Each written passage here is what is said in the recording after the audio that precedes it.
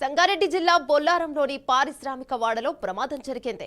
శ్రీకర రసాయన పరిశ్రమలో రియాక్టర్ పేలిన ఘటనలో 7 మందికి తీవ్ర గాయాలు కాగా ఒకరి పరిస్థితి విషమంగా మారింది. కాలిన గాయాలతో ఉన్న కార్మికులను మదీనాగూడలోని ప్రైవేట్ ఆసుపత్రికి తరలించారు. ప్రమాదంలో గాయపడిన కార్మికులు బిజేష్, ఈశ్వర్ చంద్ర, అఘారియా, పుష్పరాజ్, సుందర్ సింగ్, చాంద్ ప్రతాప్, షేక్ అన్వర్, నీలేష్ సింగ్ గా గుర్తించారు. ప్రమాదంపై పూర్తి వివరాలు తెలియాల్సి ఉంది.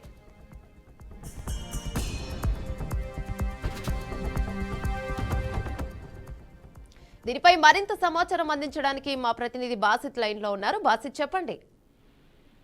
యమున రాత్రి 10 గంటల ప్రాంతంలో జిన్నార మండలంలోని బొల్లారం పారిశ్రామిక వాడలో శ్రీకర ఆర్గానిక్స్ పరిశ్రమలో భారీగా అగ్ని ప్రమాదం చోటు చేసుకుంది. ఈ అగ్ని ప్రమాదంతో సుమారు 10 మంది వరకు గాయాలు అయ్యాయి. వాళ్ళకు ప్రస్తుతం చికిత్స అందిస్తున్నారు.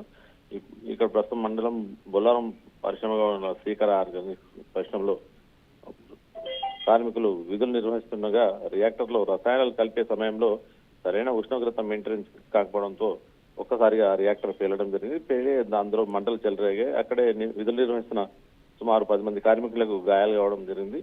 ఈ గాయపడ్డ వారి విషయాన్ని గమనించే పరిశ్రమ యాజమాన్యం గోప్యంగా ఎవరికి తెలవకుండా ప్రైవేట్ ఆసుపత్రికి తరలించి అక్కడ చికిత్స అందిస్తున్నారు. ప్రస్తుతం అయితే ఈ కార్మికులు వేరే రాష్ట్రాల నుంచి వచ్చి ఇక్కడ పనిచేస్తుంటున్నారు.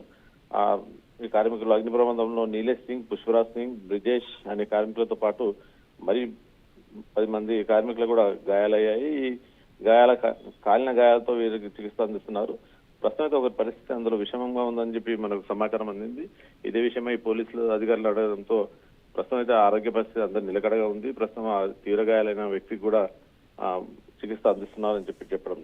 ఈ ప్రమాదానికి పూర్తిగా అసలు విషయం ఏంటంటే ఇక రియాక్టర్ వద్ద పనిచేయాల్సిన కార్మికులు ఎక్కడి నుంచో తీసుకొచ్చి ఒక లేబర్ను తీసుకొచ్చి అక్కడ రియాక్టర్ల దగ్గర ఉంచి వాళ్ళు పరిశ్రమలో పని చేయించుకుంటున్నారు. నిపుణత లేకుండా నైపుణ్యం కలిగిన కార్మికులను పని చేయించకుండా వాళ్ళు ఎక్కడ పడితే వాళ్ళు చదువుకున్న వాళ్ళు లేబర్ను కూడా తీసుకొచ్చి రియాక్టర్ల వద్ద ఏదో పని నేర్పి వాళ్ళు ఈ పని చేయడం వల్లని ఘటన చోటు చేసుకోమని చెప్పుకోవచ్చు. దీని మీద అధికారులు కూడా ఎలాంటి చర్యలు తీసుకోవట్లేదు.